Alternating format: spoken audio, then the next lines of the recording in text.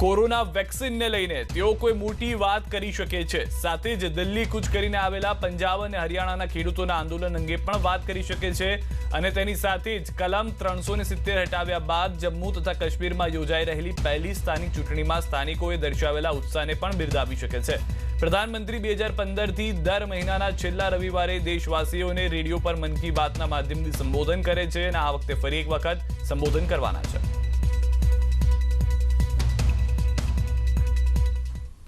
રાજ્યમાં ખાલી પડેલી રાજ્યસભાની એક બેઠક માટે પેટા ચૂંટણીની ટૂંક સમયમાં જ જાહેરાત થઈ શકે છે। માનવામાં આવી રહ્યું છે કે 14 ડિસેમ્બરે રાજ્યસભાની પેટા ચૂંટણી યોજાઈ શકે છે, જેને લઈને કોઈ પણ સમયે જાહેરાત થઈ શકે છે। અહેમદ પટેલના નિધનથી રાજ્યસભાની એક બેઠક ખાલી પડી છે। બિહારમાં રામવિલાસ પાસવાનના નિધનથી ખાલી પડેલી બેઠક માટે 14 ડિસેમ્બરે પેટા ચૂંટણી યોજાઈ રહી છે। એવામાં અટકળો લગાવાઈ રહી છે કે એ જ દિવસે ગુજરાતમાં પણ પેટા ચૂંટણી યોજાઈ શકે છે। ચૂંટણી પંચ તરફથી હજુ સુધી કોઈ વિધિવત જાહેરાત નથી થઈ, પરંતુ ટૂંક સમયમાં જાહેરાત થઈ શકે છે। સૂત્રોના મતે રાજ્યસભાની પેટા ચૂંટણી માટે ભાજપે તૈયાર કરી દીધી છે, તેની શરૂઆત જે છે તે કરી દેવામાં આવી છે, અથવા તો ભાજપ ક્ષત્રિય અથવા રાષ્ટ્રીય સ્વયંસેવક સંઘના સ્થાનિક નેતાને ટિકિટ આપે તેવી શક્યતા જોવા મળી રહી છે। હાલમાં જે વિધાનસભાની સ્થિતિ છે તે આપણી ટીવી સ્ક્રીન ઉપર છે, જે 8 પેટા ચૂંટણીઓ થઈ હતી વિધાનસભાની, તે 8 ભાજપના ફાળે આવતા ભાજપનું સંખ્યાબળ વધી 111 થઈ ગયું છે।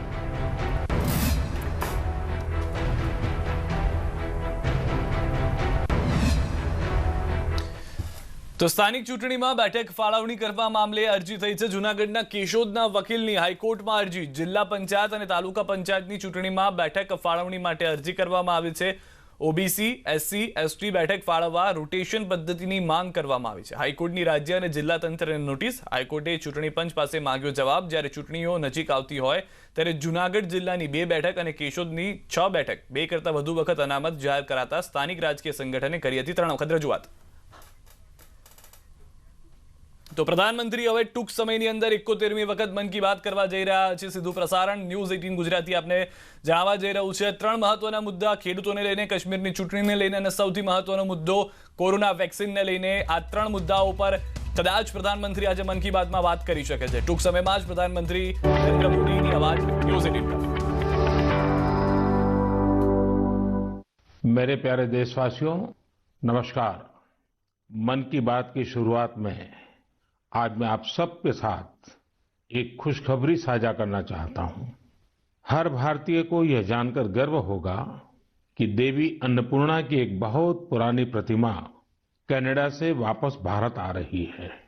यह प्रतिमा लगभग 100 साल पहले 1913 के करीब वाराणसी के एक मंदिर से चुराकर देश से बाहर भेज दी गई थी।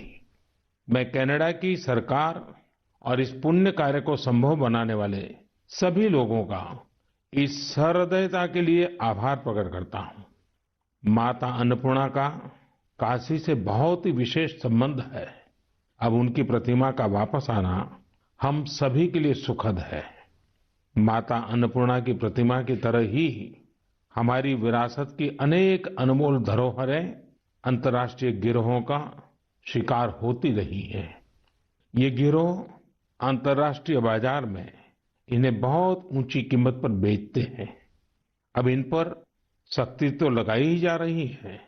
इनकी वापसी के लिए भारत ने अपने प्रयास भी बढ़ाए हैं। ऐसी कोशिशों की वजह से बीते कुछ वर्षों में भारत कई प्रतिमाओं और कलाकृतियों को वापस लाने में सफल रहा है। माता अन्नपूर्णा की प्रतिमा की वापसी के साथ एक संयोग ये भी जुड़ा है कि कुछ दिन पूर्व ही वर्ल्ड हेरिटेज वीक मनाया गया है। वर्ल्ड हेरिटेज वीक संस्कृति प्रेमियों के लिए पुराने समय में वापस जाने, उनके इतिहास के अहम पड़ावों को पता लगाने का एक शानदार अवसर प्रदान करता है। कोरोना कालखंड के बावजूद भी इस बार हमने इनोवेटिव तरीके से लोगों को ये हेरिटेज वीक मनाते देखा। क्राइसिस में कल्चर बड़े काम आता है। इससे निपटने में अहम भूमिका निभाता है। टेक्नोलॉजी के माध्यम से भी कल्चर एक इमोशनल रिचार्ज की तरह काम करता है। आज देश में कई म्यूजियम्स और लाइब्रेरीज अपने कलेक्शन को पूरी तरह से डिजिटल बनाने पर काम कर रहे हैं। दिल्ली में हमारे राष्ट्रीय संग्रहालय ने इस संबंध में कुछ सराहनीय प्रयास किए हैं। राष्ट्रीय संग्रहालय द्वारा करीब 10 वर्चुअल गैलरीज इंट्रोड्यूस करने की दिशा में काम चल रहा है ना मजेदार। अब आप घर बैठे दिल्ली के नेशनल म्यूजियम गैलरीज का टूर कर पाएंगे, जहां एक और सांस्कृतिक धरोहरों को टेक्नोलॉजी के माध्यम से अधिक लोगों तक पहुंचाना अहम है, वहीं इन धरोहरों के संरक्षण के लिए टेक्नोलॉजी का उपयोग भी महत्वपूर्ण है। हाल ही में एक इंटरेस्टिंग प्रोजेक्ट के बारे में पढ़ रहा था। नॉर्वे के उत्तर में स्वालबार्ड नाम का एक द्वीप है। इस द्वीप में एक प्रोजेक्ट आर्कटिक वर्ल्ड आर्काइव बनाया गया है।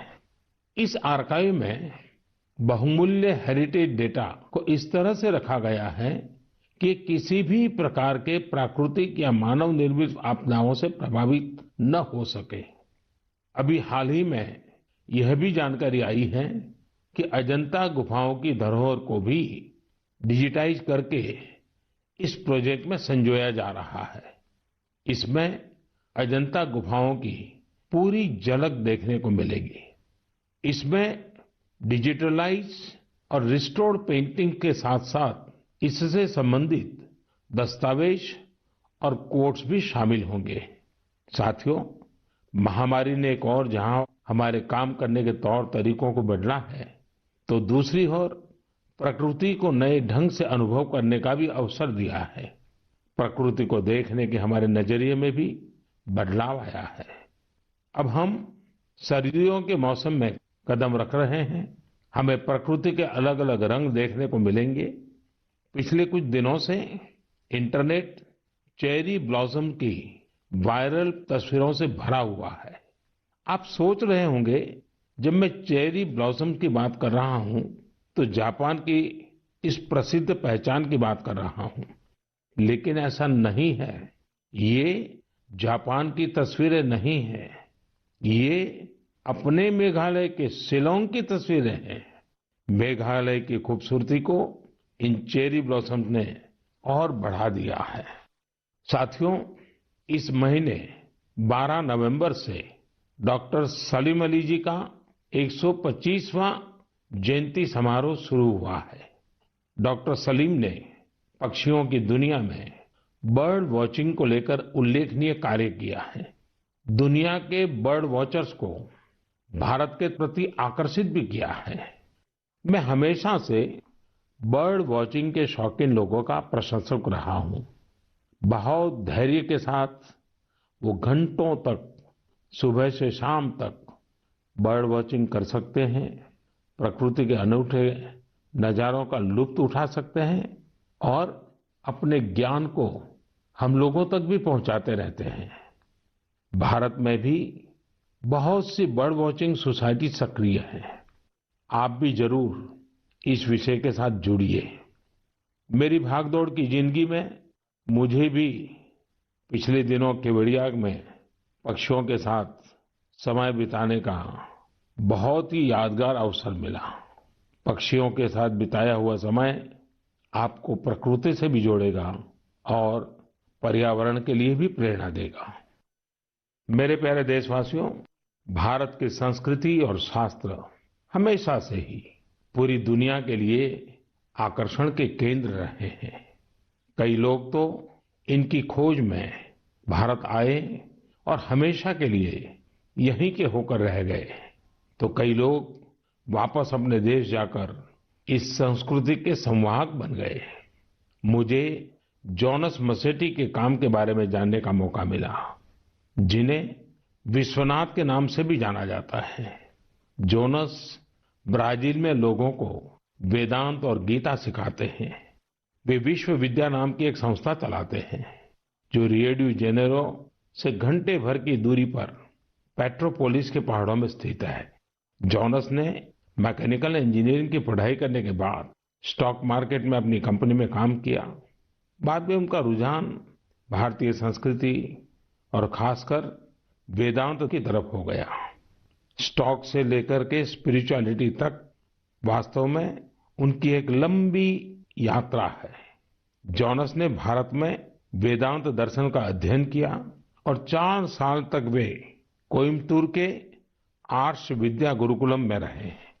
जॉनस में एक और खासियत है, वह अपने मैसेज को आगे पहुंचाने के लिए टेक्नोलॉजी का प्रयोग कर रहे हैं। वह नियमित रूप से ऑनलाइन प्रोग्राम्स करते हैं, वे प्रतिदिन पॉडकास्ट करते हैं। पिछले 7 वर्षों में जॉनस ने वेदांत पर अपने फ्री ओपन कोर्सेज के माध्यम से 1.5 लाख से अधिक स्टूडेंट्स को पढ़ाया है। जॉनस न केवल एक बड़ा काम कर रहे हैं, बल्कि उसे एक ऐसी भाषा में कर रहे हैं जिसे समझने वालों की संख्या भी बहुत अधिक है। लोगों में इसको लेकर काफी रुचि है कि कोरोना और क्वारंटाइन के इस समय में वेदांत कैसे मदद कर सकता है। मन की बात के माध्यम से मैं जॉनस को उनके प्रयासों के लिए बधाई देता हूं और उनके भविष्य के प्रयासों के लिए शुभकामनाएं देता हूं। साथियों, इसी तरह अभी एक खबर पर आपका ध्यान जरूर गया होगा। न्यूजीलैंड में वहां के नवनिर्वाचित एमपी डॉक्टर गौरव शर्मा ने विश्व की प्राचीन भाषाओं में से एक संस्कृत भाषा में शपथ ली है। एक भारतीय के तौर पर भारतीय संस्कृति का ये प्रसार हम सबको गर्व से भर देता है। मन की बात के माध्यम से मैं गौरव शर्मा जी को शुभकामनाएं देता हूं। हम सभी की कामना है वो न्यूजीलैंड के लोगों की सेवा में नई उपलब्धियां प्राप्त करें। मेरे प्यारे देशवासियों, कल 30 नवंबर को हम श्री गुरु नानक देव जी का 551वां प्रकाश पर्व मनाएंगे। पूरी दुनिया में गुरु नानक देव जी का प्रभाव स्पष्ट रूप से दिखाई देता है। वैंकूवर से वेलिंगटन तक, सिंगापुर से साउथ अफ्रीका तक उनके संदेश हर तरफ सुनाई देते हैं। गुरु ग्रंथ साहिब में कहा गया है, सेवक को सेवा बन आई, यानी सेवक का काम सेवा करना है। बीते कुछ वर्षों में कई अहम पड़ाव आए और एक सेवक के तौर पर हमें बहुत कुछ करने का अवसर मिला। गुरु साहिब ने हमसे सेवा ली। गुरु नानक देव जी का ही 550वां प्रकाश पर्व, श्री गुरु गोविंद सिंह जी का 350वां प्रकाश पर्व, अगले वर्ष श्री गुरु तेग बहादुर जी का 400वां प्रकाश पर्व भी है। मुझे महसूस होता है कि गुरु साहब की मुझ पर विशेष कृपा रही, जो उन्होंने मुझे हमेशा अपने कार्यों में बहुत करीब से जोड़ा है। साथियों, क्या आप जानते हैं कि कच्छ में एक गुरुद्वारा है, लखपत गुरुद्वारा साहब। श्री गुरु नानक जी अपनी उदासी के दौरान लखपत गुरुद्वारा साहिब में रुके थे। 2001 के भूकंप से इस गुरुद्वारे को भी नुकसान पहुंचा था। यह गुरु साहिब की कृपा ही थी कि मैं इसका जीर्णोद्धार सुनिश्चित कर पाया। न केवल गुरुद्वारा की मरम्मत की गई, बल्कि उसके गौरव और भव्यता को भी फिर से स्थापित किया गया। हम सबको गुरु साहिब का भरपूर आशीर्वाद भी मिला। लखपत गुरुद्वारा के संरक्षण के प्रयासों को 2004 में UNESCO Asia Pacific heritage award में अवार्ड ऑफ डिस्टिंक्शन दिया गया। अवार्ड देने वाली जूरी ने यह पाया कि मरम्मत के दौरान शिल्प से जुड़ी बारीकियों का विशेष ध्यान रखा गया। जूरी ने यह भी नोट किया कि गुरुद्वारा के पुनर्निर्माण कार्य में सिख समुदाय की न केवल सक्रिय भागीदार रही, बल्कि उनके ही मार्गदर्शन में ये काम हुआ। लखपत गुरुद्वारा जाने का सौभाग्य मुझे तब भी मिला था जब मैं मुख्यमंत्री भी नहीं था। मुझे वहां जाकर असीम ऊर्जा मिलती थी। इस गुरुद्वारे में जाकर हर कोई खुद को धन्य महसूस करता है। मैं इस बात के लिए बहुत कृतज्ञ हूं कि गुरु साहब ने मुझसे निरंतर सेवा ली है।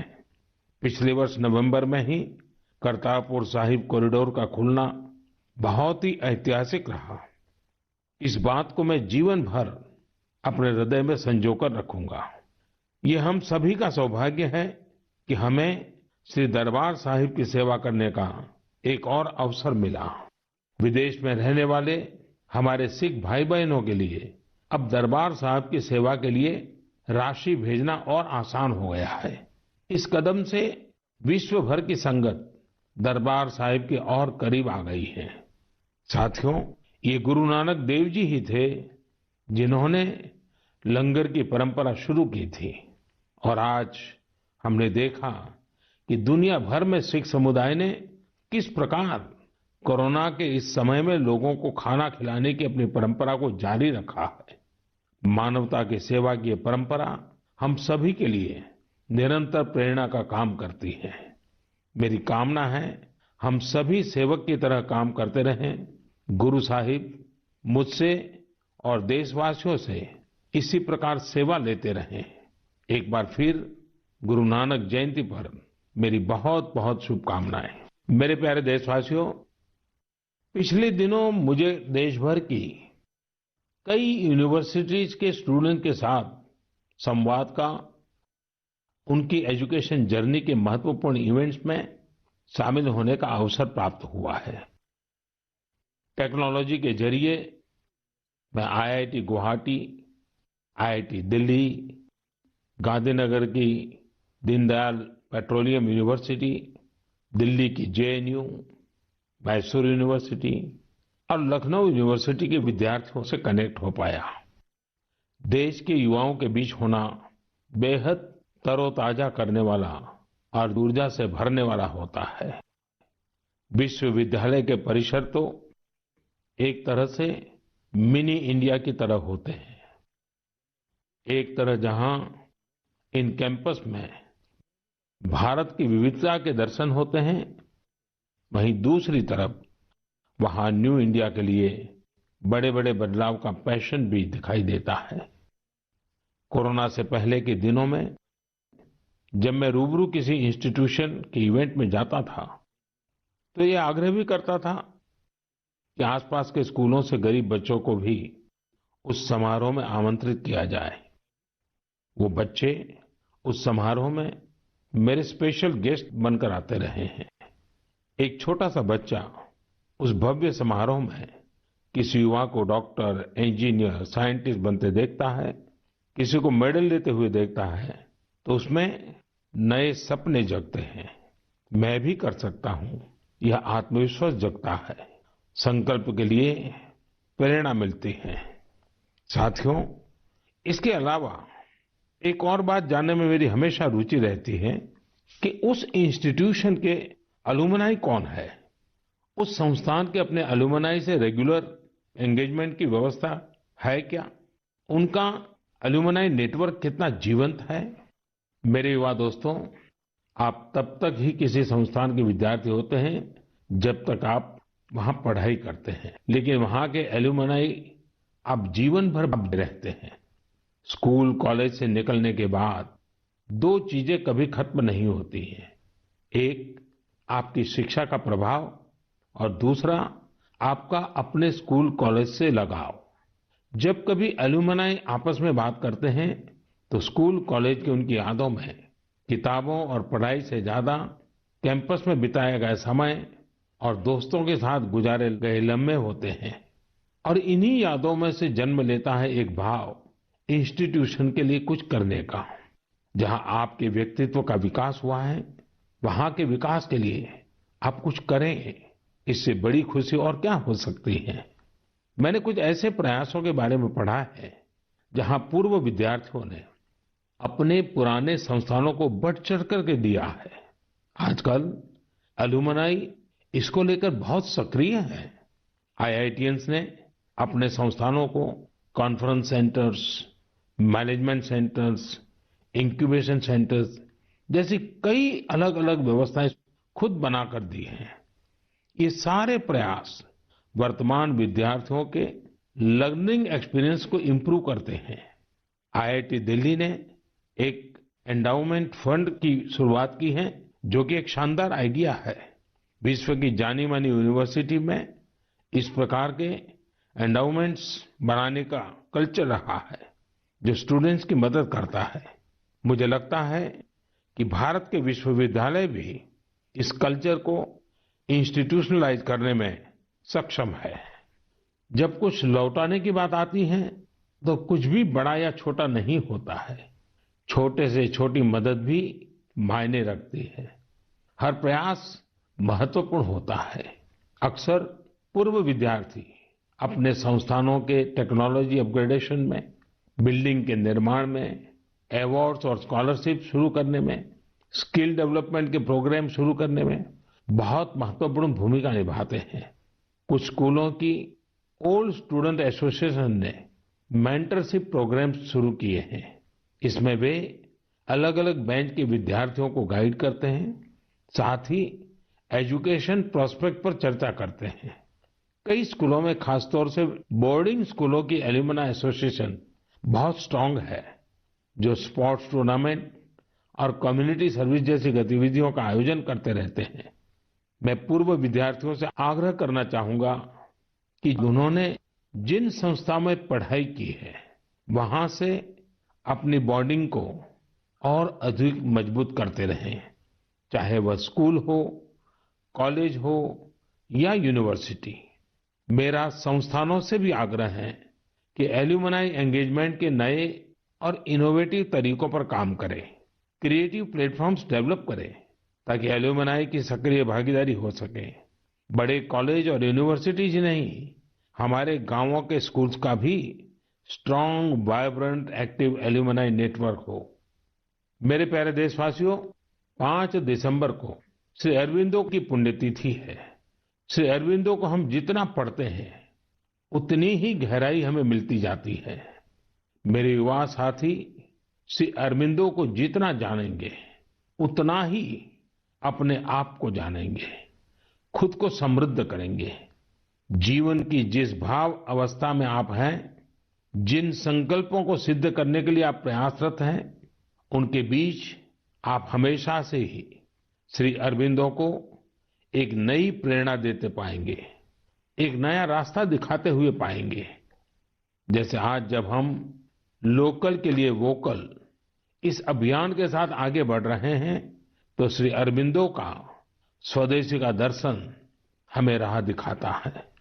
बांग्ला में एक बड़ी ही प्रभावी कविता है, छोईशुतो पॉयमोंतो आसे तुंग होते, दिसलाई काठी ताऊ आसे पोते, प्रोदीप्ति जालिते खेते, छूते जेते, किछुते लोग नौय शादीन।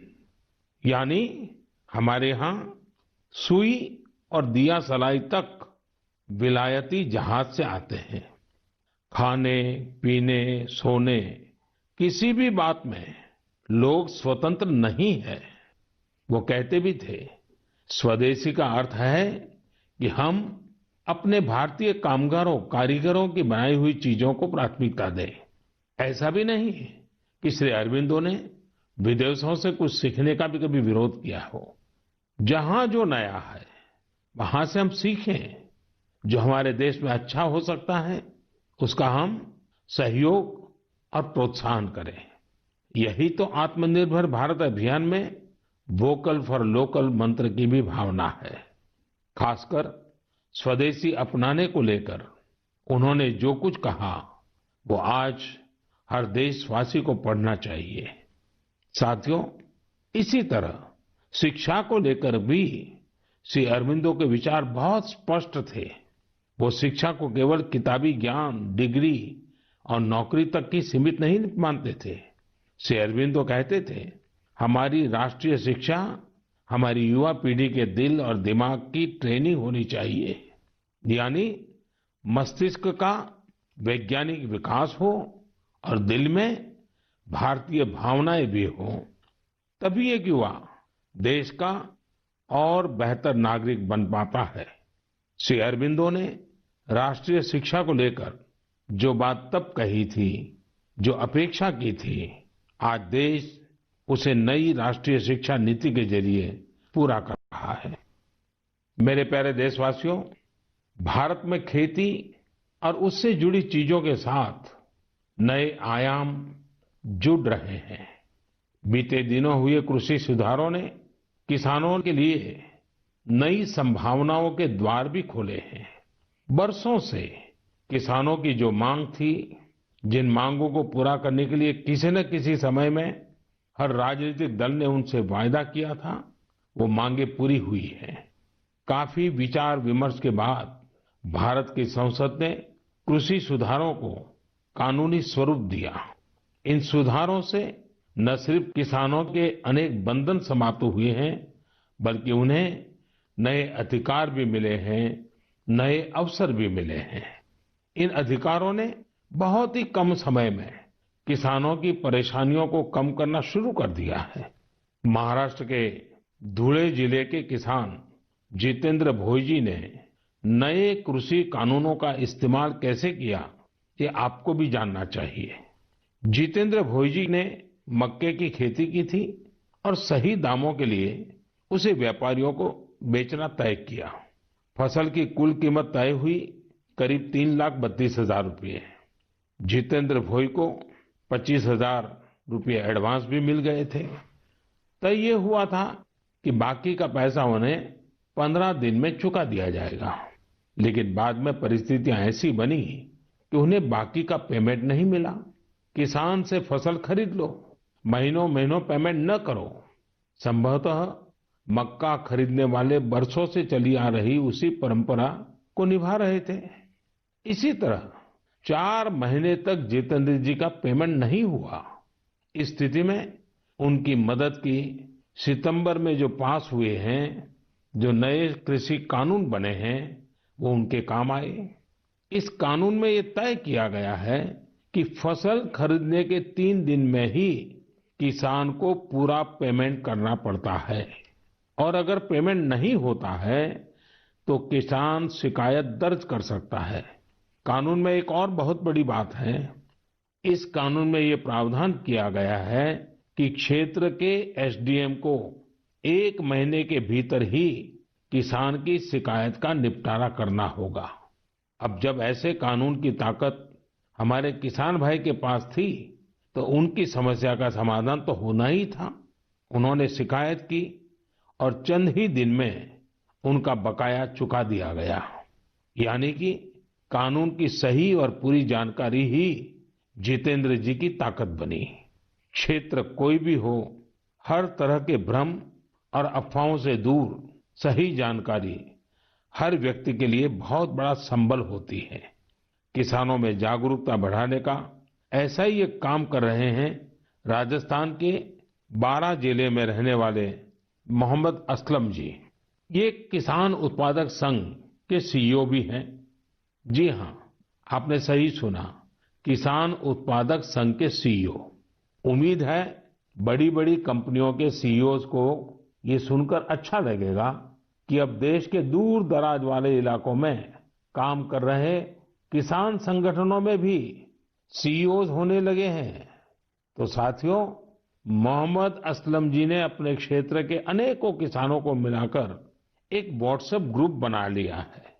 इस ग्रुप पर वो हर रोज आसपास की मंडियों में क्या भाव चल रहा है, इसकी जानकारी किसानों को देते हैं। खुद उनका एफपीओ भी किसानों से फसल खरीदता है। इसलिए उनके इस प्रयास से किसानों को निर्णय लेने में मदद मिलती है। साथियों, जागरूकता है तो जीवंतता है। अपनी जागरूकता से हजारों लोगों का जीवन प्रभावित करने वाले एक कृषि उद्यमी श्री वीरेंद्र यादव जी हैं। वीरेंद्र यादव जी कभी ऑस्ट्रेलिया में रहा करते थे। 2 साल पहले ही वो भारत आए और अब हरियाणा के कैथल में रहते हैं।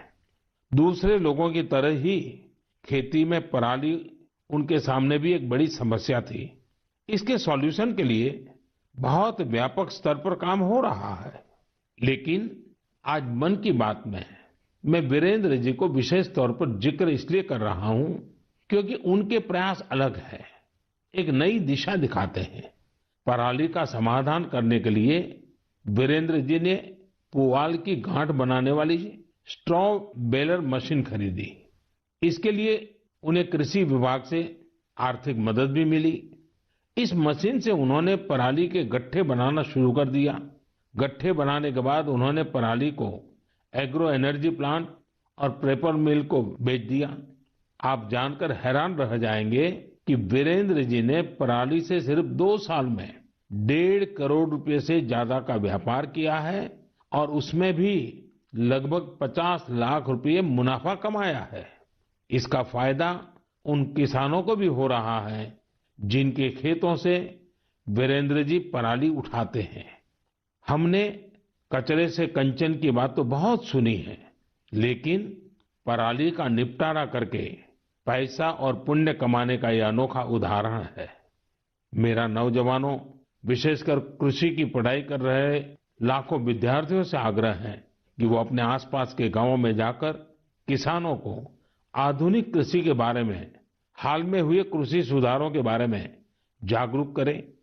ऐसा करके आप देश में हो रहे बड़े बदलाव के सहभागी बनेंगे।